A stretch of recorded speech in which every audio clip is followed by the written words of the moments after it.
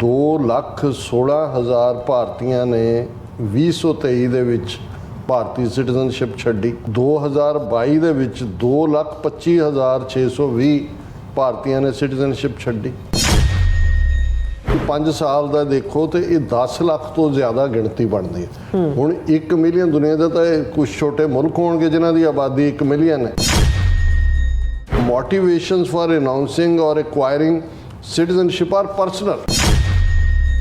ਇਹ global workplace potential ਬਣ ਗਿਆ ਹੁਣ, ਔਰ ਇਹ ਸਾਡੀ ਸੌਫਟ ਪਾਵਰ ਬਣ ਰਹੀ ਹੈ। ਜਿਹੜੇ ਬਾਹਰ ਜਾ ਕੇ ਵੀ ਸੈਟਲ ਹੋ ਰਹੇ ਨੇ ਉਹ ਤਾਂ ਇੰਡੀਆ ਦੀ ਸੌਫਟ ਪਾਵਰ ਹੈ। ਉਹਨੇ ਕਿਹਾ ਜੀ 1 ਮਿਲੀਅਨ ਨੇ ਛੱਡੀ ਹੈ ਇਹਨਾਂ 50 ਸਾਲਾਂ 'ਚ, ਤੁਹਾਡੇ ਸਿਟੀਜ਼ਨ ਬੜੇ ਕਿੰਨੇ ਆਏ, ਕਿੰਨੇ ਨੇ ਤੁਹਾਡੇ? ਉਹ ਕਹਿੰਦਾ ਜੀ ਕੋਈ ਨਹੀਂ।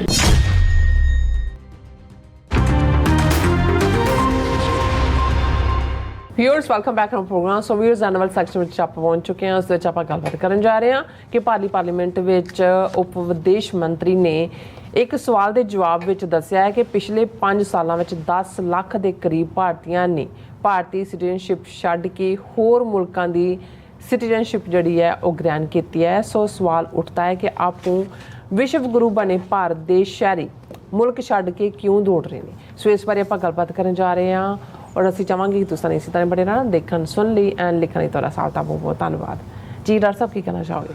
ਦੇਖੋ, ਅਮਰੀਕਨਾਂ ਦੀ ਐਕਸਪ੍ਰੈਸ਼ਨ ਹੈ ਕਿ you can't have the cake and eat it to.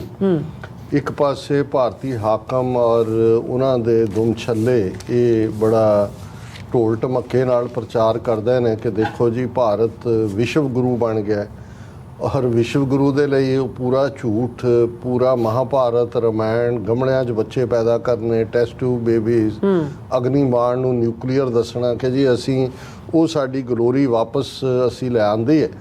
ਪਰ ਦੂਸਰੇ ਪਾਸੇ ਜਦੋਂ ਹਕੀਕਤਨ ਇਹ ਸਾਹਮਣੇ ਆ ਰਿਹਾ ਹੈ ਕਿ ਭਾਈ ਇੱਕ ਪਾਸੇ ਗਲੋਬਲ ਹੰਗਰ ਇੰਡੈਕਸ ਹੋਏ, ਹਿਊਮਨ ਡਿਵੈਲਪਮੈਂਟ ਹੋਏ, ਕੋੜੀਆਂ ਦੀ ਗਿਣਤੀ ਹੋਏ, HIV ਹੋਏ, ਟੂਬਰਕਲੋਸਿਸ ਹੋਏ, ਕਿਸ ਲੈਵਲ ਦੇ ਉੱਤੇ ਈਵਨ ਡਿਊਰਿੰਗ ਦਾ ਕੋਵਿਡ-19 ਜੇ 1.5 ਕਰੋੜ ਬੰਦਾ ਜਿਹੜਾ ਉਹ ਮਰਦਾ ਹੈ ਤੇ ਆਲਮੋਸਟ 1/3 ਭਾਰਤੀ ਨੇ ਮਰਨ ਵਾਲੇ, ਔਰ ਲਾਸ਼ਾਂ ਕਿਵੇਂ ਰੁਲਦੀਆਂ ਨੇ। ਪਰ ਤੁਸੀਂ ਜੇ ਝੂਠ ਹੀ ਬੋਲਣਾ।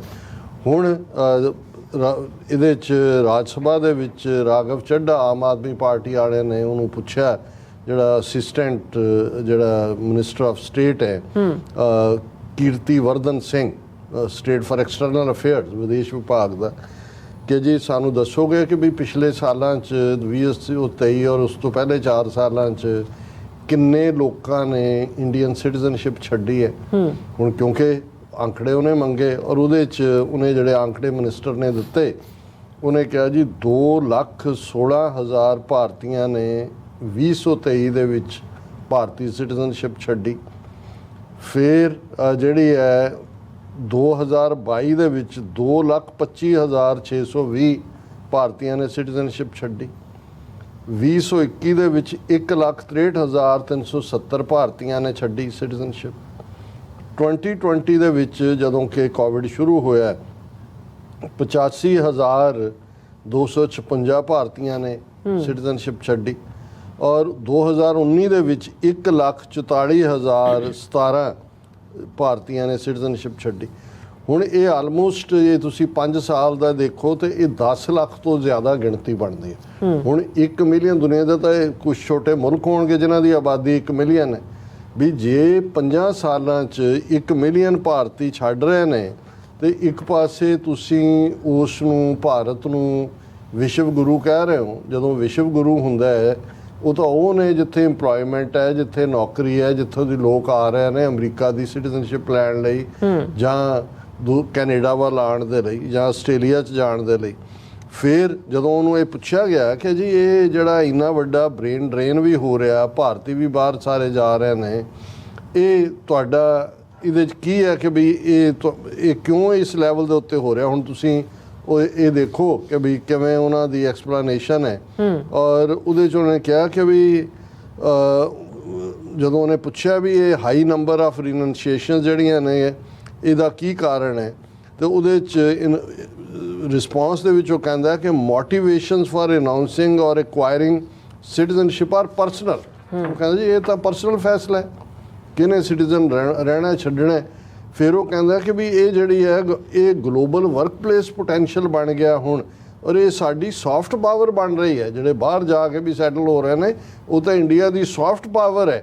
ਔਰ ਇਹ ਜਿਹੜਾ ਡਾਇਸਪੋਰਾ ਨੈਟਵਰਕਸ ਐਂਡ ਯੂਟਿਲਾਈਜ਼ਿੰਗ ਦਾ soft power associated with thriving expatriate community, ਕਿ ਜਿੰਨੀ ਬਾਹਰ ਕਮਿਊਨਿਟੀ ਜਿਹੜੀ ਹੈ ਥਰਾਈਵ ਕਰ ਰਹੀ ਹੈ, ਸਾਡੀ ਸੌਫਟ ਪਾਵਰ।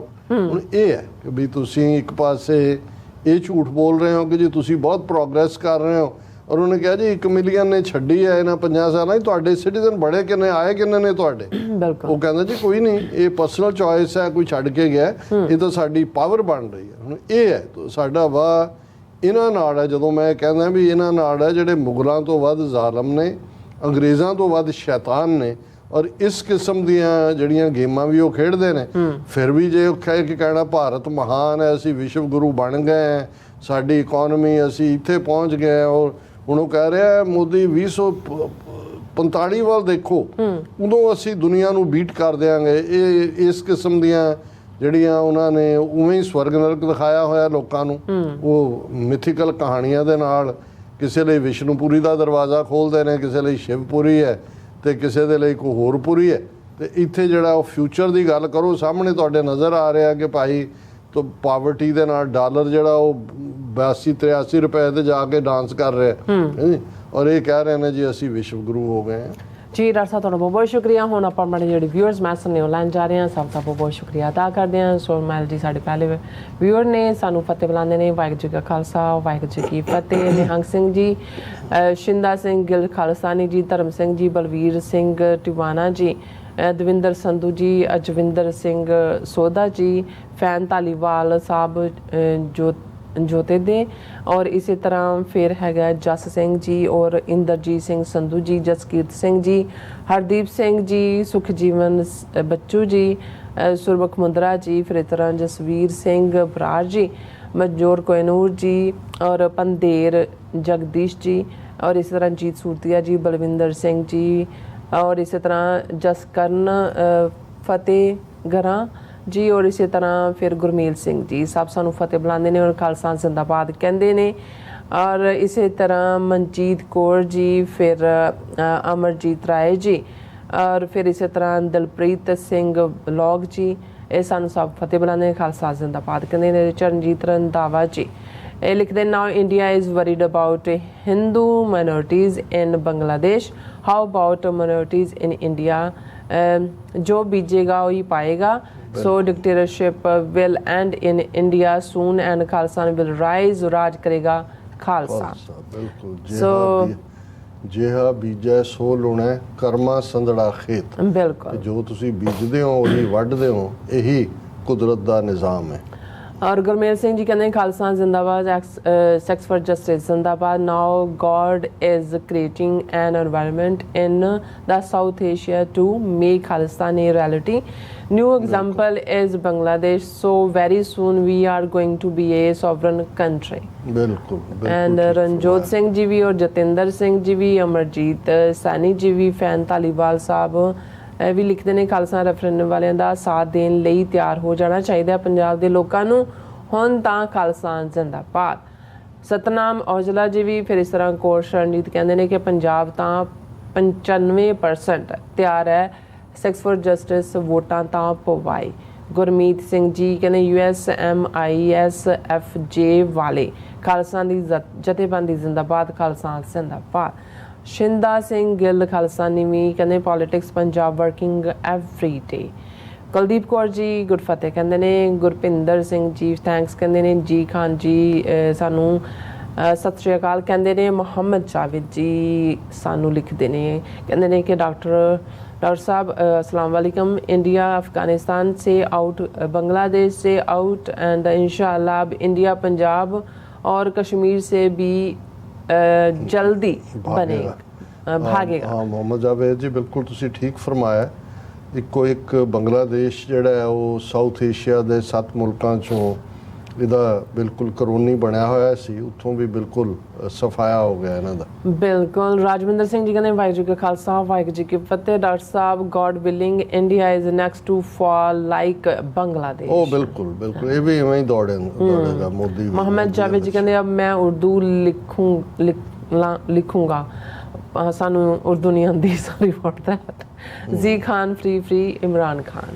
ਸੋ ਇਸੇ ਤਰ੍ਹਾਂ ਕੌਰ ਸ਼ਰਨਜੀਤ ਕਹਿੰਦੇ ਨੇ ਵੇਲੇ ਵੇਲੇ ਦੀ ਗੱਲ ਹੈ, ਵਕਤ ਹਮੇਸ਼ਾ ਇੱਕੋ ਜਿਹਾ ਨਹੀਂ ਰਹਿੰਦਾ, ਮੋਦੀ ਨੂੰ ਵੀ ਅਕਲ ਕਰਨੀ ਚਾਹੀਦੀ ਹੈ। ਹਾਂ, ਤੁਸੀਂ ਭੈਣ ਜੀ ਠੀਕ ਫਰਮਾਇਆ, ਪਰ ਇਹ ਜਿਹੜਾ ਇਹਨਾਂ ਦਾ ਹੀ ਆਪਣਾ ਸ਼ਲੋਕ ਹੈ ਕਿ ਵਿਨਾਸ਼ ਕਾਲੇ ਵਿਪਰੀਤ ਬੁੱਧੀ, ਕਿ ਜਦੋਂ ਕਿਸੇ ਦਾ ਅੰਤ ਆਉਂਦਾ ਉਹਦੀ ਅਕਲ ਪੁੱਠੀ ਹੋ ਜਾਂਦੀ ਹੈ। ਸੋ ਇਹਨਾਂ ਦੇ ਅੰਤ ਦੀ ਨਿਸ਼ਾਨੀ ਹੈ ਜਿਹੜੀ ਇਹਨਾਂ ਦੀ ਅਕਲ ਪੁੱਠੀ ਜੀ ਖਾਨ ਮੁਬਾਰਕਾਂ ਦਿੰਦੇ ਨੇ ਬੰਗਲਾਦੇਸ਼ ਨੂੰ, ਔਰ ਫੈਨ ਤਾਲੀਬਾਲ ਸਾਹਿਬ ਜਦੋਂ ਕਹਿੰਦੇ ਨੇ ਕਿ ਹੁਣ ਤਾਂ ਖਾਲਸਾ ਬੰਦ ਤੋਂ ਬਾਅਦ ਵਿੱਚ ਮੋਦੀ ਨੂੰ ਅਕਲ ਆਊਗੀ। ਬਿਲਕੁਲ ਠੀਕ ਕਹਿ ਰਹੇ ਹੋ। ਸੋਨਮੈਲ ਜੀ ਕਹਿੰਦੇ doctor Sahib it's very I like it, ਕਹਿੰਦੇ ਡਾਕਟਰ ਸਾਹਿਬ ਇੱਕ ਬੱਕਰੀ ਚੁੱਕੀ ਫਿਰਦਾ ਸੀ, ਕਹਿੰਦਾ ਹੁਣ ਈਦ ਬਣਾਵਾਂਗੇ।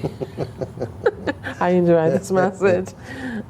ਔਰ ਮੁਹੰਮਦ ਜਾਵੇਦ ਦਾ ਮੇਰੇ ਖਿਆਲ ਉਹਨਾਂ ਨੇ ਵੀ ਹਮਾਇਤ ਹੀ ਕੀਤੀ ਹੈ, ਕਹਿੰਦੇ ਕਿ ਕਸ਼ਮੀਰੀਆਂ ਦੀ ਵੀ ਔਰ ਖਾਲਿਸਤਾਨੀਆਂ ਦੀ ਵੀ, ਔਰ ਜਿੱਦਾਂ ਬੰਗਲਾਦੇਸ਼ ਹੈ ਨਾ ਰੀਜੋਇਸਿੰਗ ਹੈ ਜਿਹੜਾ ਯੂਫੋਰੀਆ ਨਾ ਬੰਗਲਾਦੇਸ਼। ਹਾਂਜੀ ਉਹੀ ਗੱਲ ਹੈ। ਹਾਂਜੀ ਮੈਂ ਤੁਹਾਡੇ ਜਿੱਦਾਂ ਆਪਾਂ ਕੀਤਾ ਸੀ ਮੈਂ ਉਦੋਂ ਹੱਸਦੀ ਸੀ ਇਹਨਾਂ ਦਾ ਮਾਸ ਦੇਖ ਕੇ। ਗੁਰਨੇਕ ਨਿੱਜਰ ਜੀ ਵੀ ਫਤਿਹ ਬੁਲਾਉਂਦੇ ਨੇ, ਸੁਖਵਿੰਦਰ ਸਿੰਘ ਖਾਲਸਾ ਜ਼ਿੰਦਾਬਾਦ ਕਹਿੰਦੇ ਨੇ, ਔਰ ਅਵਤਾਰ ਸਿੰਘ ਜੀ ਵੀ ਫਤਿਹ ਬੁਲਾਉਂਦੇ ਨੇ। ਬਾਲ ਟੱਕਰ ਜੀ ਵੀ ਕਹਿੰਦੇ ਨੇ you are absolutely right, thank you for your support from Bangladesh. And B Jolly ji ਮੇਰੇ ਖਿਆਲ ਤੁਸੀਂ ਇਹਨਾਂ ਦਾ ਕਰ ਦਿਓ, ਕਹਿੰਦੇ ਸੋਨ ਮਾਲ ਨੂੰ ਮੇਰੇ ਖਿਆਲ ਕੁਝ ਕਹਿੰਦੇ meaning of Singh is line, what if line is taking goat.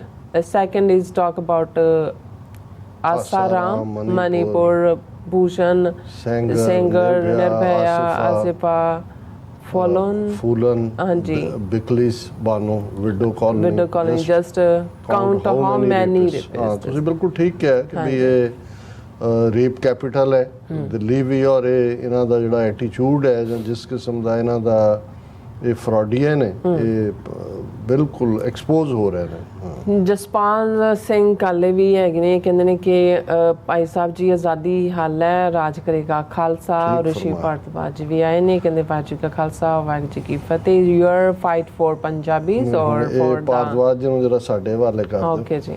ਇਹ ਕਹਿੰਦੇ ਨੇ ਕਿ we is your fight for Punjabis or for the Sikhs? If for Punjabis you should claim the entire Punjab, if for Sikhs you should talk about Sikhs all over India। Bhardwaj ਜੀ ਸ਼ੁਕਰੀਆ, ਤੁਸੀਂ ਦੀਦਾਰ ਬਖਸ਼ਦੇ ਹੋ।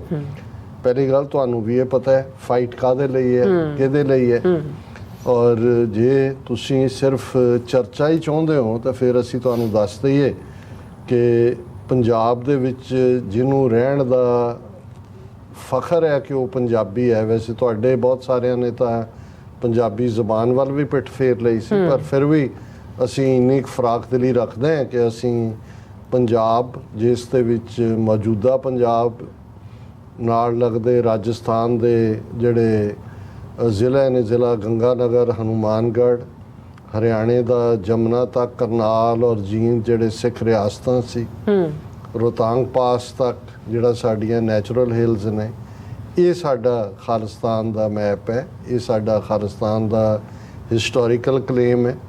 ਔਰ ਇਹ ਜ਼ਾਹਰ ਹੈ ਕਿ ਸਾਰੇ ਪੰਜਾਬੀਆਂ ਲਈ ਹੋਏਗਾ ਜਿਹੜੇ ਆਪਣੇ ਆਪ ਨੂੰ ਰਹਿਣਾ ਚਾਹਣਗੇ। ਜਿਹੜੇ ਨਹੀਂ ਰਹਿਣਾ ਚਾਹਣਗੇ ਉਹਨਾਂ ਦੀ ਵੀ ਮਰਜ਼ੀ ਹੋਏਗੀ ਵੀ ਉਹ ਕਿੱਥੇ ਰਹਿਣਾ ਚਾਹੁੰਦੇ ਨੇ, ਪਰ ਸਾਡੇ ਵਿਜ਼ਨ ਦੇ ਵਿੱਚ ਇਹ ਹੈ। ਹੁਣ ਤੁਸੀਂ ਦੱਸੋ ਵੀ ਤੁਸੀਂ ਕਿਹੜੇ ਗੰਗਾ ਜਮਨਾ ਵਾਲਿਆਂ ਦੇ ਜਾ ਕੇ ਵਸਣਾ ਹੈ ਕਿ ਇਸ ਪੰਜਾਬ ਦੇ ਵਿੱਚ ਰਹਿਣਾ? ਇਹ ਹੁਣ ਅਗਲੀ ਲਿਖਤ ਦੇ ਵਿੱਚ ਜ਼ਰੂਰ ਦੱਸਿਓ। ਮਨਜੀਤ ਸਿੰਘ ਜੀ, ਬਲਜੀਤ ਕੌਰ ਜੀ, ਔਰ ਇਸੇ ਤਰ੍ਹਾਂ ਬਲਵਿੰਦਰ ਸਿੰਘ ਜੀ, ਜਸਵੀਰ ਸਿੰਘ ਜੀ, ਪਨੀਤ ਸੰਧੂ ਜੀ, ਫਿਰ ਇਸੇ ਤਰ੍ਹਾਂ ਗੁਰਦੀਪ ਕੌਰ ਜੀ, ਹਰਮਨ ਪੰਨੂ, ਫਿਰ ਇਸੇ ਤਰ੍ਹਾਂ ਅਹਿਮਦ ਸ਼ੇਖ ਔਰ ਮਸਤਾਨ ਸਿੰਘ ਧਾਲੀ, ਸਭ ਸਾਨੂੰ ਫਤਿਹ ਬੁਲਾਉਂਦੇ ਨੇ, ਖਾਲਸਾ ਜ਼ਿੰਦਾਬਾਦ ਕਹਿੰਦੇ ਨੇ। ਸਭ ਦਾ ਬਹੁਤ ਬਹੁਤ ਸ਼ੁਕਰੀਆ। ਸੋ ਇਸ ਤਰ੍ਹਾਂ ਆਪਣੇ ਵਿਜ਼ੂਅਲ ਨੇ ਇਜਾਜ਼ਤ। ਵਿਊਅਰਸ, ਸਾਡੇ ਪ੍ਰੋਗਰਾਮ ਦਾ ਸਮਾਂ ਇੱਥੇ ਮੁੱਕਦਾ। ਤੁਸੀਂ ਆਪਣੀ ਰਾਏ ਤੇ ਸੁਝਾਅ ਸਾਨੂੰ ਭੇਜਣਾ ਭੁੱਲਣਾ ਸਾਡੇ ਇਸ ਪਤੇ ਤੇ SOS@TV ਤੇ ਅਸੀਂ ਆਪਣਾ ਪ੍ਰੋਗਰਾਮ ਲੈ ਕੇ ਫਿਰ ਦੁਬਾਰਾ ਤੁਹਾਡੇ ਰੂਬਰੂ ਹੋਵਾਂਗੇ। ਤਦ ਤੱਕ ਲਈ ਮੈਨੂੰ ਤੇ ਆਪਣਾ ਸੁਣਾ ਗਿਆ ਦੋ ਦੇਖਦੀ ਰਹੋ TV ਇਨਫੋ। ਬੁਲਾ ਦਿਓ ਫਤਿਹ। ਵਾਹਿਗੁਰੂ ਜੀ ਕਾ ਖਾਲਸਾ, ਵਾਹਿਗੁਰੂ ਜੀ ਕੀ ਫਤਿਹ। ਰੱਬ ਰਾਖਾ।